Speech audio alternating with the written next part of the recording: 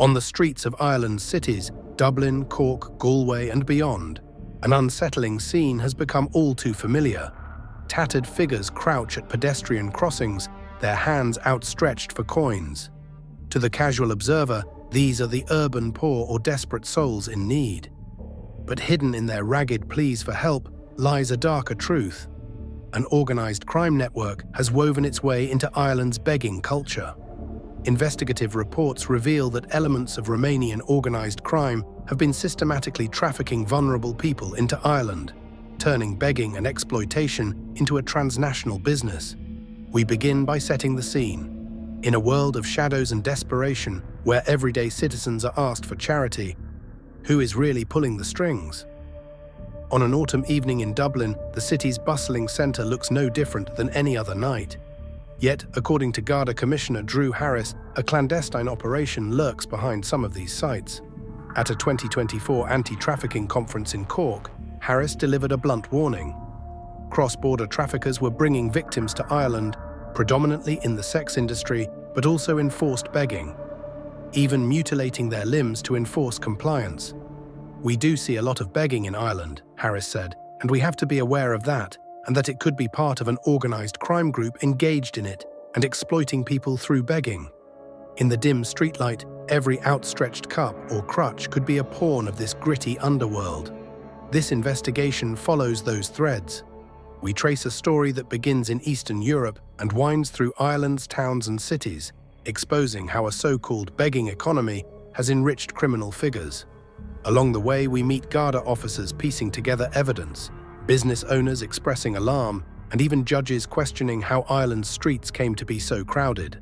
From Dublin's Millennium Walkway to the laneways of Cork's city centre, we gather the true accounts behind sensational tabloid tales. What emerges is an unsettling pattern: ruthless gangs recruiting children and adults alike for forced begging, weaving long-suffering victims into a network of fear and profit. Long before the recent headlines, Irish society first glimpsed this phenomenon a decade earlier. In January 2007, after Romania and Bulgaria joined the EU, hundreds of Roma families arrived in Dublin. Many set up a makeshift camp on the M50 roundabout, claiming refuge and asylum. Irish media immediately raised suspicions. Commentators warned that Eastern European crime bosses involved in human trafficking planned to send thousands of Roma gypsies into Ireland, ultimately funneling welfare handouts back to shadowy bosses abroad. Garda moved quickly. They evicted the encampment and served deportation orders, blocking further influx. Behind the scenes, officers and Romanian police exchanged information. Rumors circulated that Roma families were being used by criminal networks. The Garda National Immigration Bureau reported tracking multiple women taken by cars and coaches from the site to beg, while men from the camp were linked to shoplifting and snatchings. One elder was watched deposit via Western Union, believed to be money sent back to Romania on behalf of traffickers. One figure at that time loomed largest in the Irish press, a Romanian named Baron Rostas. He was the self-styled voice of the Ballymun encampment, claiming to represent marginalized Roma. But Irish investigations later painted a very different picture. A 2013 Sunday World expose described Rostas as the face of a high-profile sit-in, and simultaneously the mastermind of a large-scale begging operation enriching a criminal family from its proceeds. Investigators alleged that Rostas and his son were wiring tens of thousands of euro to Romania, building castles while literally forcing women and children to beg on Irish streets. Under Rostas's direction, lieutenants reportedly marched groups of Roma daily into Dublin's centre, tracking their begging quotas by planting marked notes in their bowls. This ruthless system even involved children, girls as young as 7 and infants carried to tug at the heartstrings of passers-by. From the vantage of 2025, it is hard to overstate how shocking those revelations were. Newspapers spoke of Gypsy King Rostas living in luxury villas in Romania, while hundreds of helpless Romas worked in squalor for his profit. Baron Rostas himself was deported in 2007, only to quietly return and resume his activities. His protégé openly targeted Irish pedestrians at ATMs and parking kiosks, tactics guaranteed to intimidate and extract cash. Eventually, Garda raided Rostas's Dublin safe houses, even seizing large cash stashes about to be sent home. By 2013, Rostas was a household name in Ireland's crime news, an archetype of the ruthless boss of a begging gang. While the Rostas saga is extraordinary, Garda intelligence had already noted a wider problem by that time. In late 2011, the Herald, Irish Independent, reported on a massive Garda operation against Roma begging gangs in Dublin. That crackdown seized $7,000 in cash, led to 540 arrests in a single year, and identified some 30 addresses in Dublin and Kildare used to organise begging. Inspector Patrick McMenamin told the press that the evidence suggested organised begging is confined to family units of Roma. The Garda operation found children being used as aggressive beggars in all weather, a lucrative economy run by ruthless ringleaders.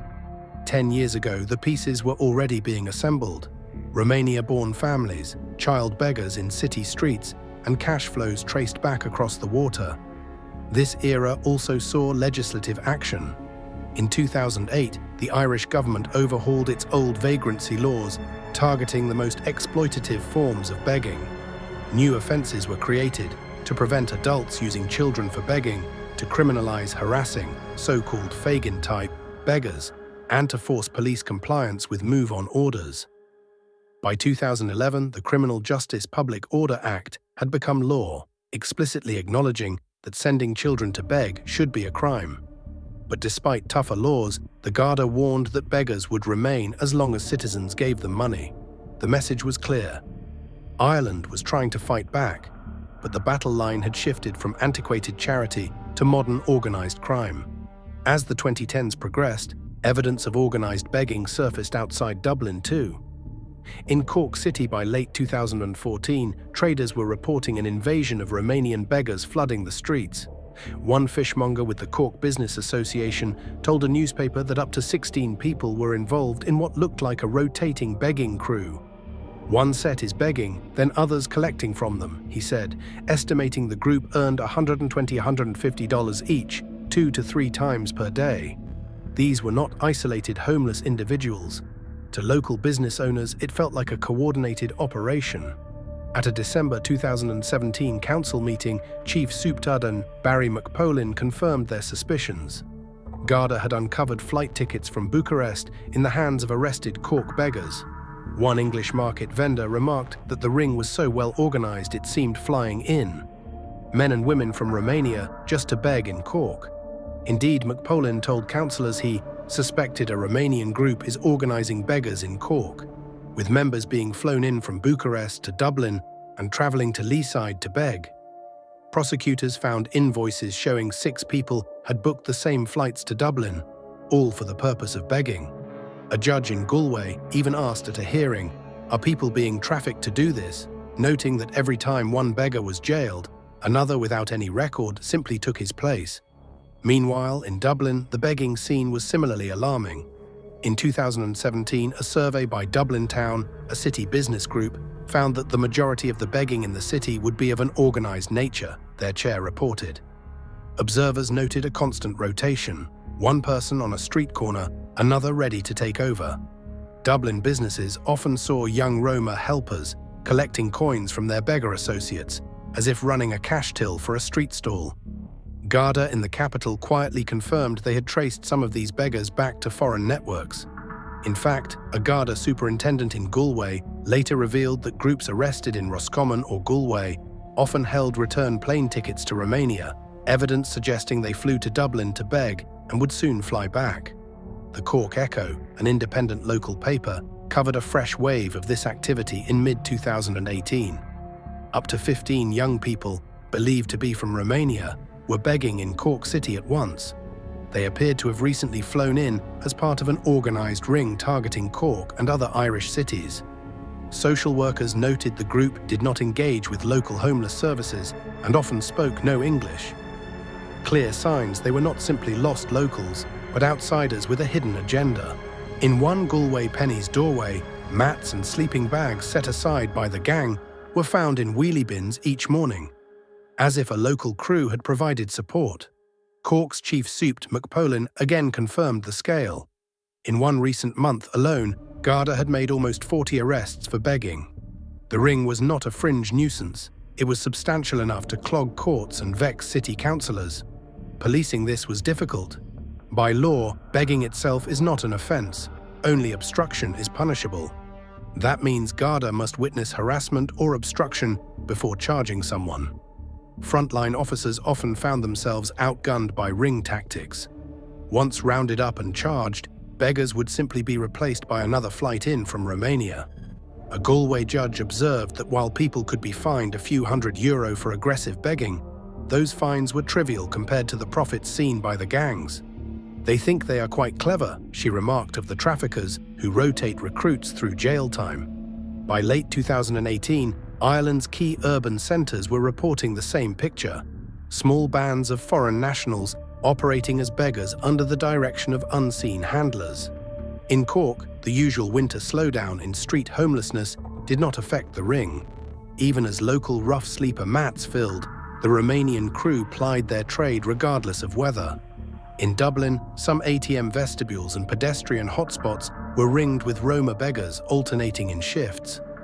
All the while, buskers and genuine homeless people found their meager appeal competing against an apparent syndicate expert at turning on the pity. Behind these street crews are human stories of exploitation. Victims themselves are often reluctant or afraid to come forward, either embarrassed or too terrified of retaliation by their controllers. But a few details emerged in court records and interviews. In Cork in 2017, for instance, Garda Sergeant Alan Cronin described how an arrested beggar was found with a group flight invoice. He had bought tickets for 5 other people as well. When questioned, he insisted the invoice was group discounted, without explanation, a transparent lie. Prosecutors believed that once he was detained, the gang had already arranged a new arrival to fill his spot. One of the most harrowing discoveries came from Ireland's northwest. In 2015, Garda busted a forced labour ring that had trafficked 6 Romanian boys into County Monaghan. The children, some as young as 14, were found living in squalor on a farm. They had been compelled to work up to 16 hours per day in a legitimate business front, a brewpub and a mechanic's garage, while receiving only a $5 daily food allowance. Letters from their employer described them as unpaid domestic helpers, but in reality they were held virtually as slaves. One brave victim managed to call the Romanian embassy in Dublin, alerting authorities. Inspectors described it as one of Ireland's worst cases of human trafficking. Detectives uncovered that the gang used the farm's mixed-use structure to launder profits from prostitution and cannabis cultivation, but it was the starved, abused boys who testified under protection. These children had been lured to Ireland, told they would earn money, and then kept in cramped trailers on a frozen plot of land. Garda Detective Inspector Pat O'Donnell noted the cruelty. "This is a form of modern slavery," he said of the ordeal. The ringleader fled before arrest, leaving 6 terrified teenagers to be placed in care. The case was a wake-up call. Beyond the beggar crews lurked other Romanian gangs trafficking people into forced labour across Ireland's rural border counties. The Migrant Rights Centre of Ireland warned that such forced labour was widespread throughout the country, especially in construction and hospitality. On the begging streets themselves, surveillance by undercover Garda and journalists has peeled back the mask. In Dublin, for example, one investigative report spent weeks observing a large house in North City where dozens of Roma children and adults lived. Each morning, groups of them set off together to beg downtown. At day's end, they dutifully filed back, emptying jars of coins into the boss's hands. The Rostas family story earlier documented how criminals plant marked notes in the beggar's collection. If those notes aren't returned, the beggar is flagged as a thief and beaten or replaced. Though Garda cannot be seen on every street corner, these patterns are well known. Children around 10-12 carrying cups on Clark's Bridge in Dublin, or a band of 5 begging together by the General Post Office suggest a handler's blueprint. One sobering detail: many of the beggars themselves seem oblivious to their exploitation. Some do not speak English at all, relying on gestures.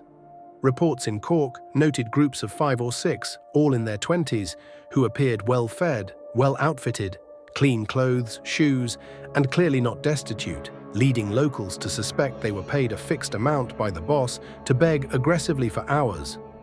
When police interrogated suspects, some pretended not to understand Garda questions, forcing the provision of interpreters and delaying any case. Others quickly had calls dropped or stonewalled inquiries, a sign of organized counter-surveillance. Perhaps most chilling of all is the use of children as a sympathy tactic. Witness accounts and the Rostas expose describe small girls in princess dresses, clasping their babies or worn stuffed toys, while men lurk nearby, ready to pounce on coins. Garda sources have reported cases where a child's crutch was suspiciously modified in shape, suggesting it had been broken intentionally to elicit pity. Commissioner Harris's description of forced disfigurement of beggars can now be better understood as referencing these grotesque punishments to ensure victims never stray or disobey. Despite the danger, aid groups emphasize that these individuals deserve compassion. The problem is the criminal exploitation behind them. As Garda Butcher, PSNI later urged, people should not confuse immigration with trafficking victims. When we see a child on the street, it might be a victim or a recruit in a criminal game, and reporting those instincts to police is now part of the message. By 2023, Ireland's struggle against these networks had connected to a broader international effort. The global chain operation, led by Europol and Interpol in 44 countries, targeted precisely this kind of trafficking. In May 2023, Irish authorities took part in raids and border checks across Europe to catch rings involved in forced begging and sexual exploitation. The global operation identified over 1,400 potential victims worldwide and hundreds of arrests, underscoring that this issue spans continents. In the Irish context, Operation Golden Chain, as local media called it, saw Irish police working with Romania's DICOT, Organised Crime Division. Reports mention coordinated raids in Bucharest and Dublin, where informants traced phone links between beggars in the city and controllers in Romania. One case saw a Dublin call center used to manage logistics, flights booked through travel agencies, payments arranged through sham social welfare claims, and quick withdrawal of euros at bank machines when beggars reported back. Europol statements emphasize that criminal groups exploit the most vulnerable. Minors forced to beg or commit petty crimes, their families under threat if they refuse. In a chilling parallel, Swedish police found 5 boys with a man who claimed to be their boss while they begged, a scene reminiscent of Ireland's own Rostas network. Domestically, Garda have stepped up cooperation with Romania. Victims identified in Ireland are now more likely to be referred to Romanian consular assistance, and Romanian police can open parallel inquiries into gangs operating back home. Ireland's Justice Minister Helen McEntee has frequently met with EU counterparts to push for tougher action on trafficking. In 2024, she announced a new national referral mechanism to help agencies report trafficking suspicions quickly. Still, the prosecutor's office acknowledges how hard it is to build cases. As of mid-2023, only a handful of trafficking convictions have been secured in Ireland, often using ancillary charges rather than the human trafficking statute itself. That legal gap means many suspects continue operating until caught on other counts, like drink driving or fraud, then recycled back into the system. What is the situation now? Garda Commissioner Harris reports a surge in identified victims. In 2023, Ireland identified 53 trafficking victims, up 26% from the year before. Of these, 19% were exploited in forced labor and 14% in forced criminality, including begging. But to date, the state has only successfully prosecuted 1 trafficker under the new laws, a conviction in 2021. New legislation, the Criminal Justice Human Trafficking Bill, aims to give law enforcement more power to target recruiters and money launderers. Policing tactics have also adapted. The Garda's Human Trafficking Coordination Unit now monitors Eastern European travel patterns. There is routine checks at airports for flight groups identified in sting operations, and squads conduct visa checks. Local Garda on the beat have been told to be vigilant. Any sign of coaching or rapport between beggars may indicate an OCG, organized crime group. In January 2024, for instance, officers in the north side of Dublin moved on a ring of assertive Bulgarian or Romanian beggars near bus stops, finding hidden cell phones, empty bank envelopes, and a tangle of family relations on Facebook. Although such moves lead to only fines or fixed penalties, they do interrupt the ring's earnings cycle and sometimes uncover links to larger crimes. For example, police have discovered stolen phones and pickpocket tools in the weekly collection buckets.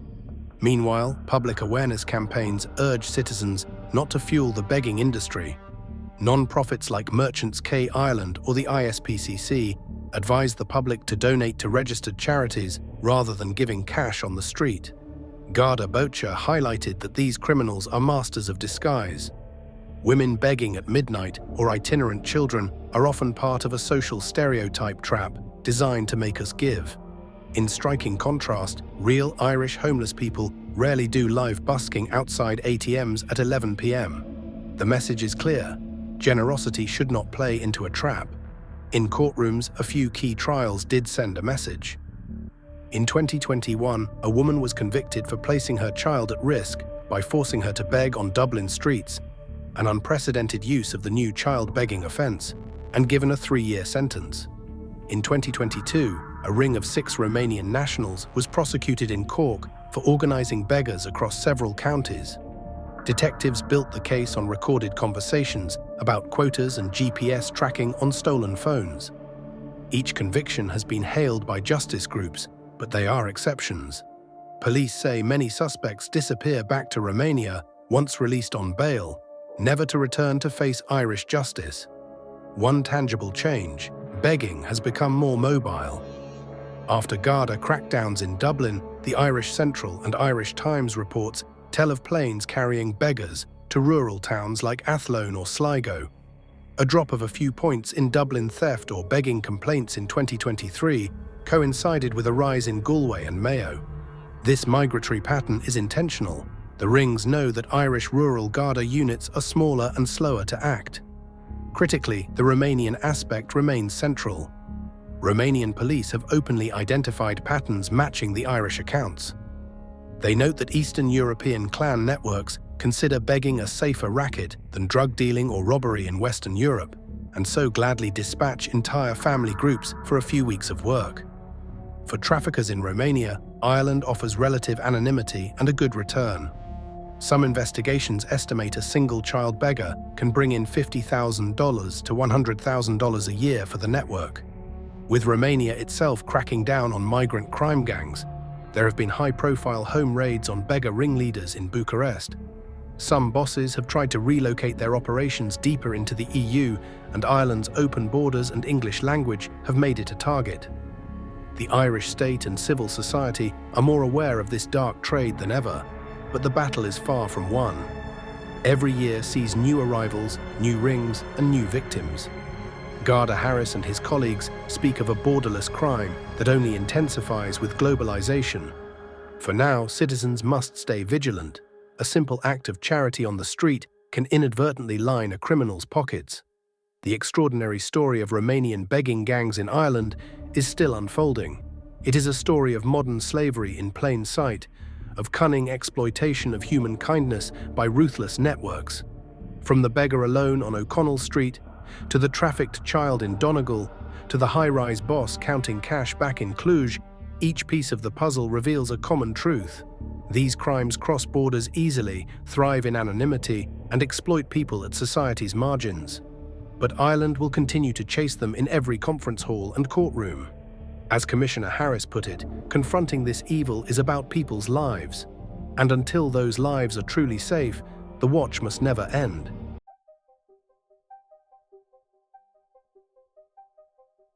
On a dimly lit estate in East London, a group of young men in designer jackets eye every passing stranger with quiet menace.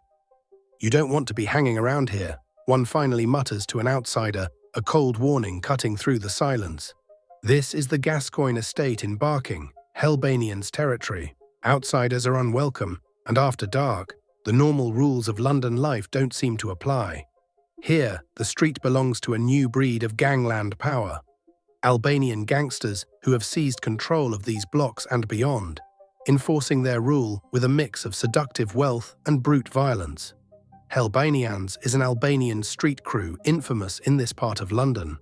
By day, the estate looks like any other low-income housing project. By night, it's a fortress of the gang's making. Years ago, local residents began noticing flashy sports cars, Ferraris and Lamborghinis, rolling through the narrow streets. The gang's members, many just in their 20s, proudly flaunted wads of 50 notes and gold Rolexes. They didn't hide in the shadows. Instead, they preened on social media, posting slick music videos on YouTube and Instagram. In these clips, masked young men draped in gold chains rap in Albanian about loyalty and violence, showing off wheel-spinning Bentleys and scattering stacks of cash. In one video, a drone camera soars over the very tower blocks they govern before cutting to scenes of gang members surrounding a Metropolitan Police patrol car, a brazen display of contempt for authority. Before the police and tech companies shut it down, the Helbanians' Instagram account had over 100,000 followers tuning in to see this outlaw lifestyle. The message was unmistakable. Helbanians are ready for war, armed with AK-47s. The gang likes to brag about their Kalash, slang for Kalashnikov rifles, and backed by an army of soldiers on the streets. Locals have learned to keep their heads down. The Gascoigne estate wasn't always under Albanian control. Back in the mid-1990s, it was a different world. The estate was ruled by old-school British crime families. Outsiders, especially people of color, risked a beating if they wandered in. Later, a Jamaican gang led by a fearsome boss nicknamed the King, Delroy Lewis, ran a 24/7 open drug market on these blocks, slinging crack cocaine and heroin at all hours. That operation was ruthless and efficient until Lewis's luck ran out. He was taken down and jailed in 2004, leaving a power vacuum on the estate.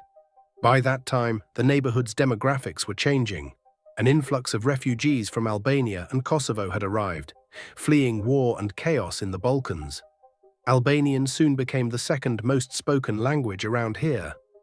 And with their community growing and the previous gang boss gone, a new generation of immigrant gangsters saw their opportunity. It wasn't long after Delroy's downfall that the Albanian flag was metaphorically planted on the Gascoigne. A crew of young Albanians gradually took over the local drug trade and underworld activities. They called themselves Helbanians, a name that blended their heritage with a street-hardened identity, and they established a stranglehold on the estate. Rookwood House, a graffiti-covered high-rise block nearby, became their headquarters. Its design was perfect for a gang's purposes. Interlocking walkways and a limited number of entry points made it easy to secure against police raids or rival incursions. Lookouts could spot trouble coming from a distance. Inside those concrete corridors, Helbanians members could organize their business, stash drugs and weapons, and retreat to safety after making a quick sale on the corner. For years, Rookwood House stood as a symbol of their dominance, even appearing as the backdrop in one of their music videos, until a city redevelopment plan finally saw the tower demolished. But even that didn't weaken Helbanians. The gang simply shifted operations to a new base a short walk away, near a pub that locals quietly avoid once night falls. Every night around 9 p.m., witnesses say the same crew of faces gathers there, ready to conduct business. Helbanians has become embedded in the fabric of this community, at times seeming like a part of the local culture, albeit a dark and dangerous part. The hallmark of Helbanians and their peers is a mix of ostentation and intimidation. They recruit heavily from the Albanian youths in London, especially those who see few other opportunities or who are drawn by the promise of fast cars and easy money. The gang's flashy presence, the social media posts, the music boasting of their exploits, isn't just for ego. It's deliberate propaganda aimed at luring youngers, fresh recruits who are impressed by the gangster glamour. In their videos and posts, Helbanians members refer to new recruits as falcons, a romanticized term for the foot soldiers eager to fly high on the proceeds of crime. It's a seductive trap. Teenagers are enticed with designer clothes, stacks of cash to fan their faces with, maybe a chance to hold a high-powered motorbike or pose with a pretty girl from the videos. They don't see the brutal reality that lies beneath. At least not until they're in too deep. The truth is that life in this gang is as disposable as the next kid in line. Anyone who betrays the group or fails to follow orders risks severe punishment, if not a beating or stabbing, then possibly a worse fate. And if rivals encroach on their turf, Albanians have made it clear they will respond with violence. Their lyrics and online posts openly threaten other gangs. They've even taunted a rival Albanian outfit known as OTR, short for On Top of the Rest, daring them to clash. It's all carefully curated to project an aura of invincibility on the streets of London. What many casual onlookers don't realize, however, is that Albanians is only the street-level face of a much larger beast. These young men embarking are effectively the foot soldiers and enforcers of what is sometimes called the Mafia Shqiptare, the Albanian Mafia, an organized crime network that extends far beyond this one estate. Over the past 2 decades, Albanian organized crime groups have systematically taken over key parts of Britain's underworld economy. They are not the only foreign criminals in London, of course, but their rise has been particularly spectacular. Once dismissed as newcomers, they are now considered one of the most powerful criminal fraternities operating in the UK. The National Crime Agency, Britain's equivalent of the FBI, has warned that Albanian gangs have consolidated power rapidly, to the point of nearing a monopoly over the UK's £5 billion a year cocaine trade. From the shipping ports of Europe to the housing projects of London, one criminal network with roots in the Western Balkans has muscled its way to the top of the drug supply chain. To understand how this happened, one has to look back at the history that forged these gangsters. Many of the key players came of age in the 1990s during tumultuous times in Albania and neighboring Kosovo. Those years were marked by economic collapse, lawlessness, and even civil conflict. Young men from that part of the world grew up amid chaos. Some fought in the Kosovo War or survived violent disorder at home, and they carried the hard lessons of that era with them. When Albania's communist regime fell and the country was plunged into poverty and instability, criminal enterprises flourished. A culture of survival at any cost took root. In that environment, codes of honor and clan loyalty remained strong but were applied to new endeavors: smuggling, black market deals, and organized crime. One concept Albanians prize is besa, meaning keeping a promise or trust. Among the gangsters, this translates into a reputation for reliability. If an Albanian crime boss strikes a deal, he will deliver on it. That earned them credit and partnerships in the underworld. At the same time, an older tradition called the kanun, an eye for an eye honor code that sanctions deadly revenge for betrayals, means these gangsters are also feared. Cross them and retribution can be fatal, not just for the offender, but potentially for their family back home. This mix of dependable loyalty to allies and merciless vengeance against enemies proved to be a potent formula in the criminal underworld. It allowed Albanian networks to form strong alliances and discouraged others from double-crossing them. In the late 1990s and early 2000s, as Albania's economy struggled, many ambitious young men looked westward for opportunity. Some emigrated legally or claimed asylum. Others were smuggled illegally into countries like Italy, Belgium, and the UK. London, with its booming economy and established crime networks, was an attractive destination. The Albanians arrived to find certain illicit markets already dominated by others. For instance, the sex trade in London had players from various nationalities. But the newcomers were cunning and highly organized. They started making their mark by focusing on the underbelly of the night economy: prostitution and vice. With frightening speed, Albanian gangs seized control of brothels across various UK cities, ousting or absorbing the competition. Through a combination of charm and brutality, they became the new pimps and madams behind closed doors. Countless Eastern European women, some from Albania itself, others from countries like Romania, Lithuania, or Slovakia, found themselves trafficked by these networks. Many were lured with false promises of legitimate work as waitresses or cleaners in England, only to have their passports seized and their bodies sold in backstreet flats and massage parlors. The Albanian crime groups proved especially ruthless in this arena. If a woman disobeyed, she could be beaten or raped into submission. Victims were passed like commodities from one gang member to another, sometimes sold for a price between pimps. Police operations in the 2000s uncovered terrifying cases: women held captive, abused, and forced to have sex with dozens of men a day under threats of violence. In one notorious case, a 16-year-old girl was tricked into coming to London and endured over a year in sexual slavery. shuttled between brothels run by an Albanian-led gang. When that ring was finally busted, the judge described it as slavery, alive and well. The pattern was clear. Albanian gangs were willing to exploit the most vulnerable, impoverished young women in this instance to build their criminal enterprises. It was a sign of things to come, but it was the drug trade that truly elevated the power of Albanian gangs in London. By the early 2010s, they had shifted much of their focus from prostitution to narcotics, and in particular to cocaine. The timing was strategic.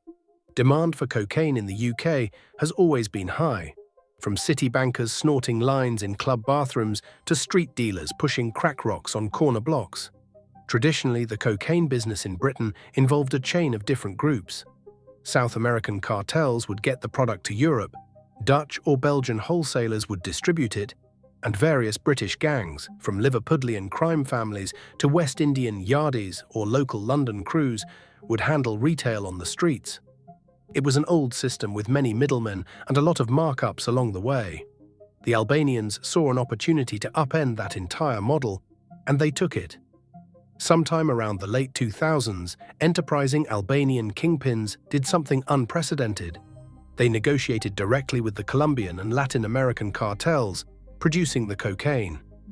Cutting out the long-time Dutch wholesalers, the Albanians arranged massive shipments of cocaine to be delivered straight from South America to Europe, often through ports they had connections in. Suddenly, they weren't just street dealers, they were importers. In doing so, they achieved two major advantages over every other dealer in Britain. First, they got the cocaine at rock-bottom prices. While other gangs might have been paying over $20,000 for a kilo of coke via middlemen, the Albanians could get that same kilo for perhaps $4,000 to $5,000 by going straight to the source. Second, they ensured the purity of their product remained high. No more heavily cut, weak cocaine, they were bringing in high-purity bricks, then distributing them with only minimal dilution. This meant that on the street, Albanian-supplied cocaine was both cheaper and stronger than what competitors were selling. For drug users and lower-level dealers, that combination was irresistibly profitable. It was a revolution in the UK underworld. Virtually overnight, Albanian networks undercut their rivals and won a huge share of the market. If you were a small-time dealer in London by the 2010s, chances are your supplier's supplier was Albanian. The Mafia Shqiptar had, in effect, become the new wholesale club for cocaine, and they did it while maintaining tight control. Albanian gangs don't just import the drugs and hand them off. They often control the whole supply chain from port to point of sale. It's a vertically integrated business model. One crew oversees the smuggling from, say, Latin America to a port in Belgium or Spain. Another branch handles trucking it clandestinely into the UK, perhaps hidden in shipments of produce or building materials. Yet another faction deals with breaking it down and distributing to regional managers, and street-level teams like Albanians push it to customers and enforce territory. By owning each step, they maximize profit and minimize dependence on outsiders. The extent of their operation occasionally flashes into public view when a big police bust goes down. In early 2021, for example, an astonishing discovery was made at Portsmouth Port.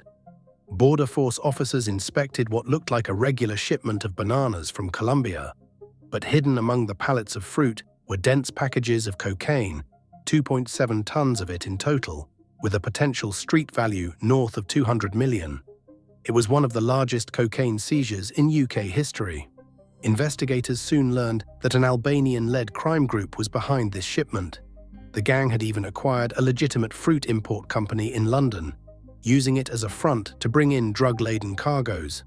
They planned to distribute the coke all across London and beyond, dividing it up by batches marked with unique stamps corresponding to different customer gangs. When armed NCA officers raided a warehouse in Tottenham to intercept the delivery, they found members of the smuggling crew frantically tearing through banana boxes, desperately searching for the missing cocaine they thought had slipped past customs. The gang had prepared dozens of empty cardboard boxes to conceal the drugs for further transport, and even had a stash of suitcases ready, likely to be filled with cash profits. Hidden in the rafters of the warehouse, the police found a firearm and ammunition. evidence that this was a highly organized and dangerous outfit. Among those arrested were multiple Albanian nationals, alongside a couple of associates from other countries. A reminder that while the Albanian mafia often works within its own ethnicity, it's not averse to partnering with anyone who can facilitate the business. Stories like that banana shipment bust highlight both the ambition and the international reach of these gangs. The tentacles of the Albanian mafia extend from the coca fields of South America to the docks of Antwerp and Dover, and from the council estates of London to high-end European casinos where profits might be laundered. They move with a blend of old-school gangsterism and modern high-tech savvy. On one hand, they rely on trusted familial bonds and face-to-face meetings, cementing deals with a handshake and their word, besa. On the other, they embrace encryption technology to coordinate crime. A recent law enforcement operation revealed just how deeply embedded Albanian traffickers were in the clandestine communications networks used by organized crime. In 2020, European police hacked into an encrypted phone system called EncroChat, which was a secret text messaging network favored by drug lords and gun runners across the continent. The results were explosive. Millions of hidden messages were suddenly visible to authorities, and a slew of raids followed. In the UK, Operation Venetic targeted dozens of major criminals identified through EncroChat, and many of them were Albanians. One was a 33-year-old man named Bujar Kosminka, living inconspicuously on a busy high street in Wembley, northwest London. Kosminka was no street dealer. He was a logistics man for an Albanian organized crime group, coordinating multi-million-pound drug deals from behind an innocuous front door. When armed officers finally arrested Kosminka in May 2021, they found nearly £300,000 in cash hidden across two of his properties. Ledgers discovered on-site detailed an illicit business moving at least 100 kilograms of cocaine, worth around $8 million on the street, and laundering roughly $2.5 million in dirty money. Kosminka had been operating under a pseudonymous handle, Insatiable Beta, as he brokered deals via encrypted texts, confident that the police could never read his messages. He arranged narcotics shipments around the country and moved hundreds of thousands of pounds weekly, all while London was under the quiet of COVID lockdowns. Unbeknownst to him, investigators were watching his every text in real time once EncroChat was cracked. When the case finally came to court, the evidence was overwhelming. Faced with transcripts of his own boasts and orders, Kosminka pleaded guilty. The judge sentenced him to 12 years in prison in 2024. A hefty sentence, but perhaps a small price in the context of the empire he was helping to run. Astonishingly, this wasn't Kosminka's first run-in with British law. He had been caught nearly a decade earlier for similar crimes, convicted in 2012 for conspiracy to supply Class A drugs. After that conviction, he was deported to Albania, only to quietly slip back into the UK under a false identity or hidden amongst the waves of illegal entrants to resume business. That determination to defy law enforcement and the ease with which he returned underscore the challenge authorities face. For every Kosminka taken off the streets, there may be another to fill his role, sometimes even the same individual returning for a second round. The higher echelons of the Albanian mafia remain notoriously hard to reach. While foot soldiers like Helbanians flash their bling and occasionally get busted in spectacular police operations, the true kingpins often maintain a much lower profile. Some are believed to operate from abroad, coordinating shipments and finances from safe havens in continental Europe or even back in Albania, where they can live in fortified luxury with their ill-gotten wealth. They use layers of intermediaries and counter-surveillance techniques to stay a step ahead of the cops. And due to that code of silence and loyalty, flipping an Albanian gang member to become an informant is exceedingly rare. These guys know that betrayal could bring lethal consequences, not just for themselves, but for their relatives back home. It's been noted that the old generation of Albanian crime lords actually frowned upon the flashy antics of Helbanians, precisely because it threatened to draw attention to their far larger, more profitable operations. These older bosses would rather the business of drug trafficking and money laundering carry on quietly, embedded in the city's fabric, without Instagram or YouTube alerting the world to their presence. Still, even the most discreet criminal enterprise has real repercussions. And in the case of Albanian gangs in London, the impact on communities has been profound. They have effectively controlled the streets in certain districts, not in an overt political sense, but through fear and influence. Neighborhoods like the one around Gascoigne Estate have residents who feel that an invisible hand determines what happens after dark. Which corners are safe, who can sell drugs where, and who gets punished for stepping out of line. The gangs also siphon wealth out of these communities. Money from local addicts, or from young people drawn into dealing, flows upward into the criminal coffers and often overseas. And there's another dark side. These networks exploit vulnerable communities at every step of their operation, both in the UK and back in their homeland. Consider the pipeline that brings an Albanian gang member from a village in the Balkans to a street corner in London. It often starts with a lie.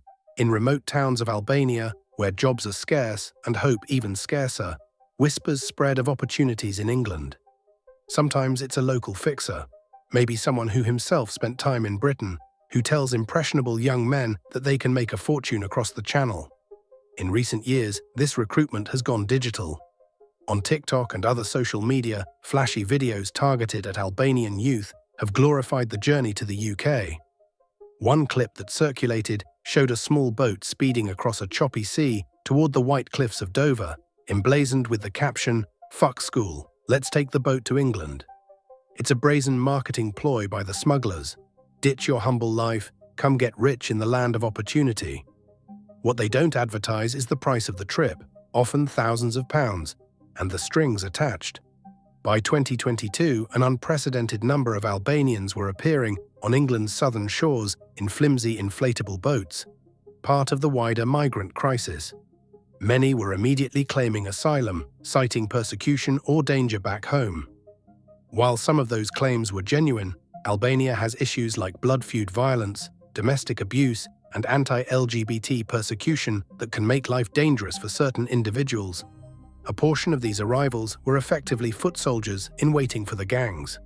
British officials noticed a pattern. Organized criminal groups had embedded themselves in the migrant routes.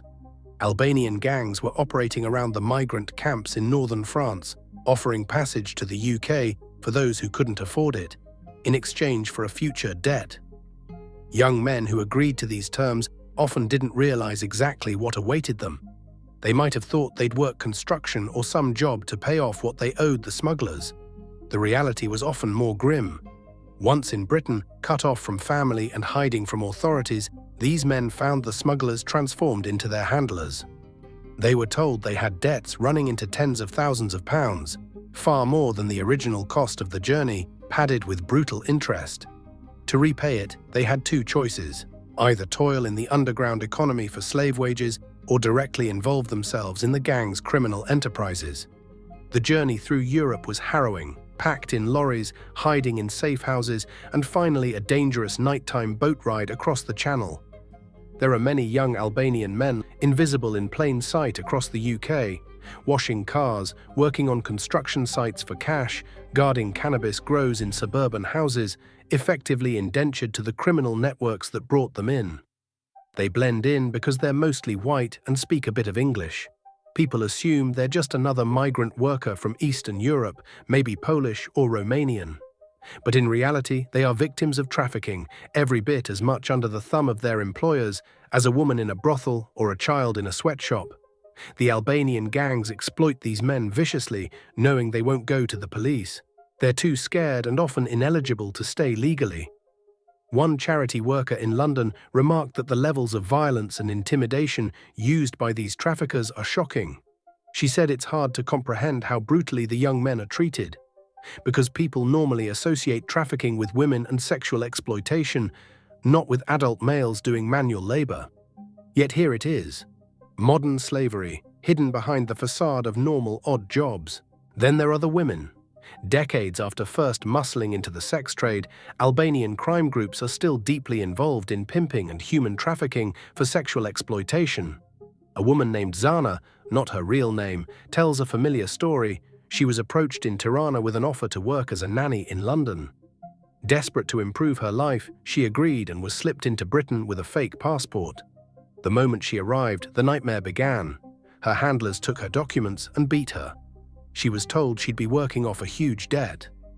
Zana ended up in a massage parlor in Soho, forced to serve up to 12 men a day, never seeing a penny of the money. Whenever she resisted, her pimp, an Albanian man who had himself once been an exploited teen in the drug trade before earning a promotion to running girls, burned her with cigarettes. It took months before police, acting on a tip, raided the place and freed her. By then, the damage, physical and psychological, was done. Zana was just one of many. In cities across Europe, Albanian-run prostitution rings have been busted, where women from all over Eastern Europe, including Albania's own rural areas, were kept in inhumane conditions. It's another way these gangs prey on the hopes of the vulnerable. Every person who dreams of a better life can be a tool for them. Whether that's a young man who thinks he can strike it rich selling drugs, or a young woman who thinks she's getting a legitimate job abroad. The common denominator is the exploitation of desperation. Even within the UK, Albanian gangsters find ways to exploit local vulnerabilities. They've been known to recruit British teens as well, especially runaways or kids from troubled homes, to work as street dealers or drug couriers. The rise of the Albanian cocaine importers actually made things hotter on the streets for a lot of British gangs. Suddenly, cocaine was everywhere, cheaper and purer than ever, and smaller UK gangs saw they could make quick profits selling it in their neighbourhoods or through so-called county lines, the practice of urban gangs sending young dealers to rural towns to flood those areas with drugs. Gun violence and knife crime ticked up in various cities as turf wars flared over this lucrative trade.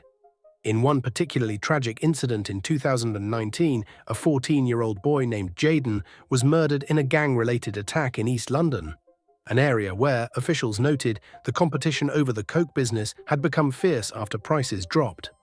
While Jaden's death wasn't directly tied to Albanians, the police suspected that the volatility in the local drug scene, spurred by the influx of high-grade cocaine from the Albanian pipelines, created an environment where younger and younger kids were getting sucked into deadly feuds.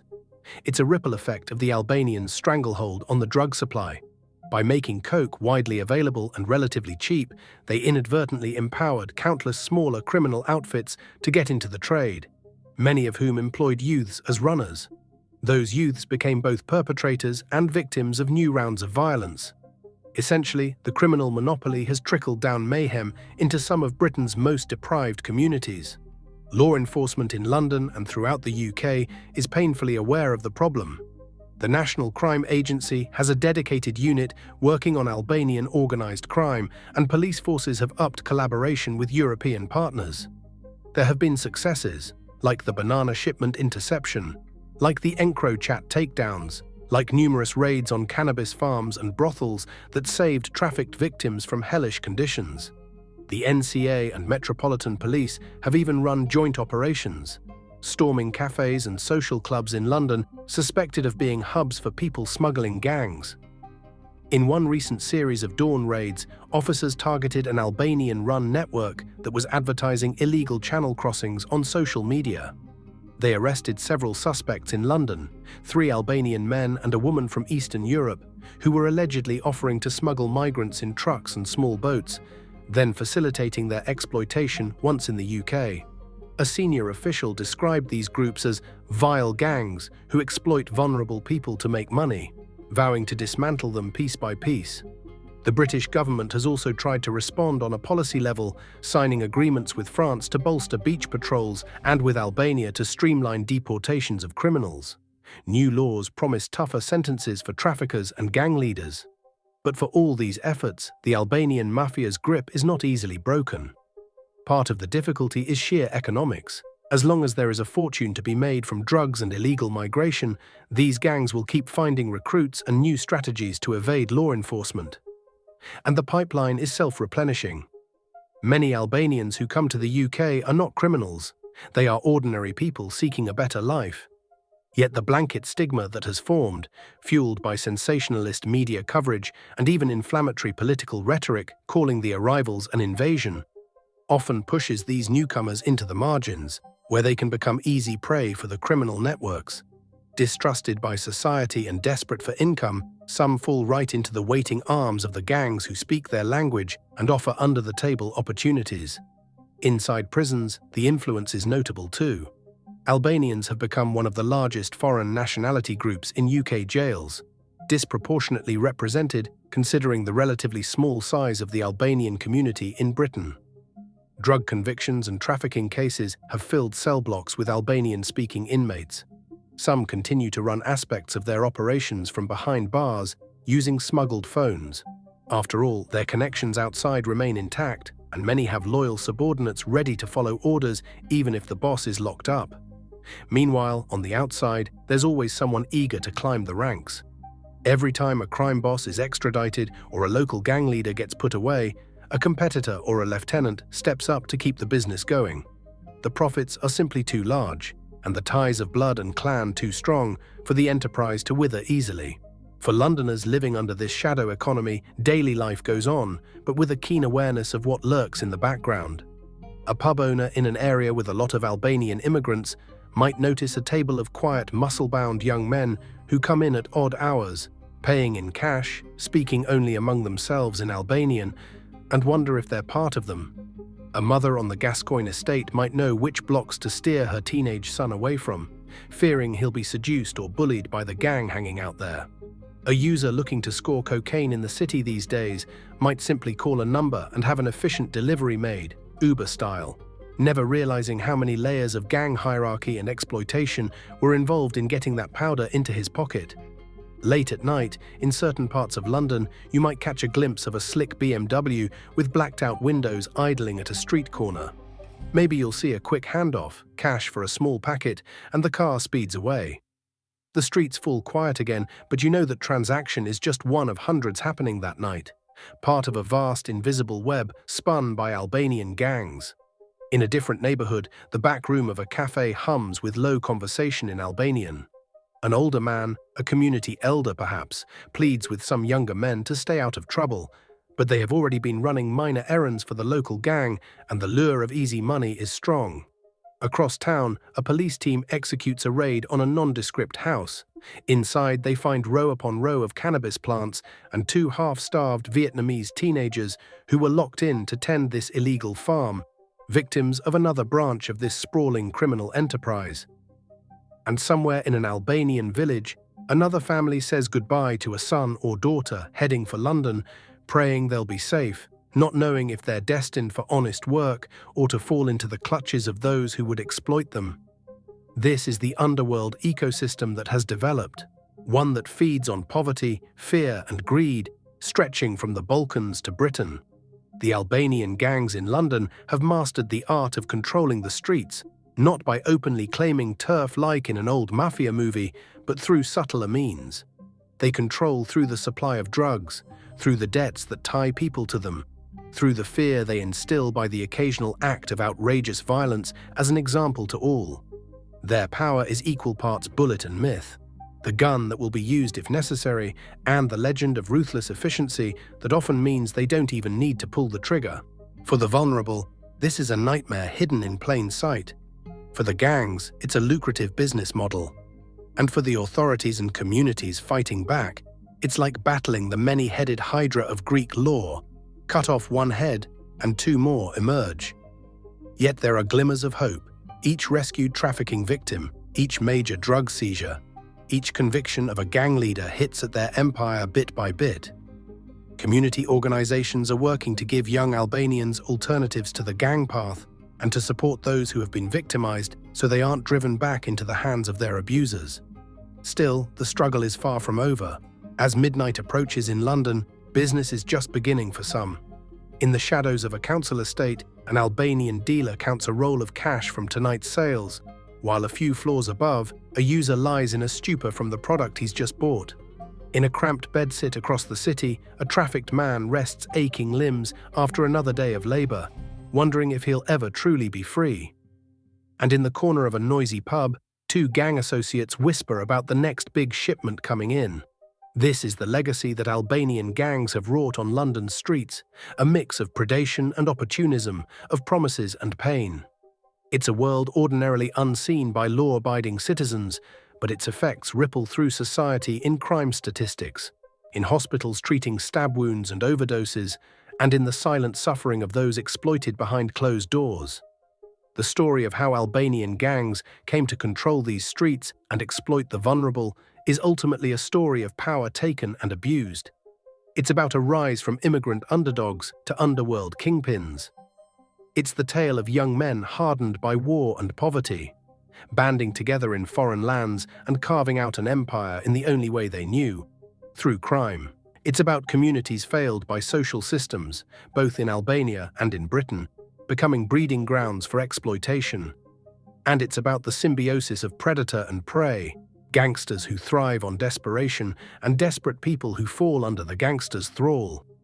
As dawn approaches, the city begins to stir and the gangsters of the night retreat to their bolt holes. London carries on, largely oblivious to the parallel world that exists in its midst. But the shadows remain.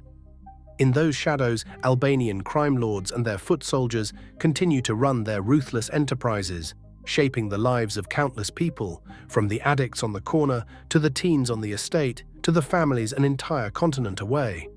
It's an immersive, unsettling reality, one where the streets of London, for all their bustle and brightness, are also hunting grounds for a criminal network that rose from distant mountains to rule by fear and fraud.